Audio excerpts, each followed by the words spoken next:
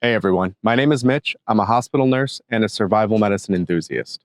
On this episode, you're going to learn about the top 5 over-the-counter medications that you might be forgetting in your bug-out bag. This channel is dedicated to helping you navigate the crossover between medicine and survival. With the turmoil in the world today, it's no wonder why more Americans than ever are stocking up on food, water, medical supplies, and medicine. So let's get straight into it. Number 1, loperamide, also known as Imodium. Your colon is responsible for reabsorbing electrolytes like sodium, potassium, and magnesium, as well as water that your body and muscles need to survive. If you're in a survival situation, you might be forced to drink sketchy food or water. In normal life, when you have access to clean food and water, one episode of diarrhea is not that dangerous. In a survival situation, where food and water is limited, every episode of diarrhea puts you at risk for dehydration.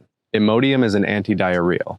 That means it slows down the peristalsis, or the movement inside the gut, allowing your body to hold on to more nutrients and water than it normally would in an episode of diarrhea. One dose of Imodium starts working in 30 minutes and typically lasts 8 to 12 hours. Introducing Imodium to your body will help slow down your gut peristalsis and help you absorb the nutrients, electrolytes, and water that your body desperately needs. As with any medication, follow the instructions on the package, but you'll typically take one dose after your first episode and another dose after any subsequent episodes of diarrhea. Survival tip: portable water filters are inexpensive and essential in any bug-out bag. Also, be sure to keep bodily waste away from your campgrounds. Contact with other people's body waste can cause the spreading of disease. Number 2, hydrocortisone cream and ointment. If you're in a survival situation, you're going to get bit by bugs. Most Americans that live their life indoors forget that the outside is teeming with bugs and ants. While bug bites and skin irritation might not sound life-threatening, the more you're scratching, the more you're opening up your skin to allow bacteria into your bloodstream. Look for the strongest concentration of hydrocortisone cream that you can.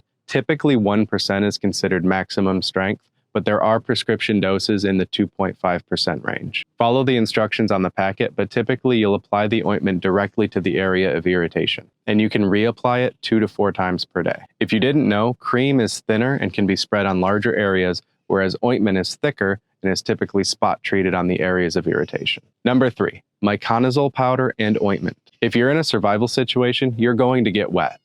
Just take a walk through your front yard on any given morning, even with the grass cut low and your shoes are already soaked from the morning dew. Your skin and constant wetness is a recipe for a fungal infection. Fungal rashes typically happen under the armpits, under the abdominal folds, in the groin, or on the feet.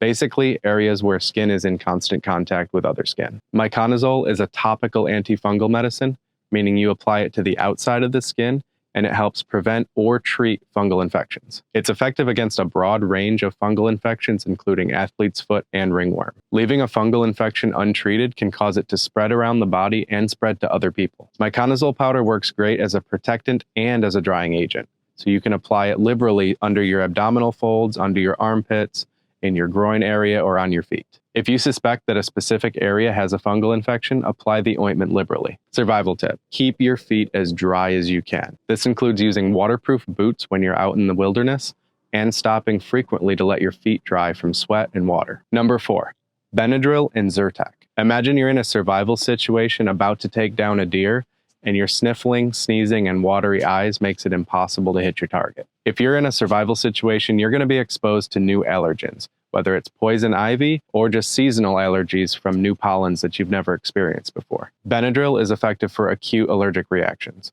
stuff happening right now, like hives, swelling, itching, and runny nose. It's taken as needed and starts working in 15 to 20 minutes. Benadryl has some other off-label uses, including helping you sleep by making you drowsy and treating anxiety in some people. Zyrtec is a newer second-generation antihistamine, and if you're someone who suffers from seasonal allergies or is allergic to a lot of different things, you may want to start taking a once-daily Zyrtec in a survival situation. Zyrtec is a longer-acting medication that can last up to 24 hours and help prevent your body's reaction to these allergens. Similar to Benadryl, Zyrtec can be taken to treat acute exacerbations as well. Zyrtec starts working in 20 to 60 minutes and can last for 24 hours. Survival tip: you can take Benadryl tablets, crush them up, and mix them with petroleum jelly or Vaseline to apply directly to the skin if you need a topical antihistamine. Number 5, 20% and 40% zinc cream. If you're in a survival situation, you might be walking way more than you normally do. Things like thigh rub and skin irritation will be at an all-time high. Zinc oxide, also known as calazyme cream,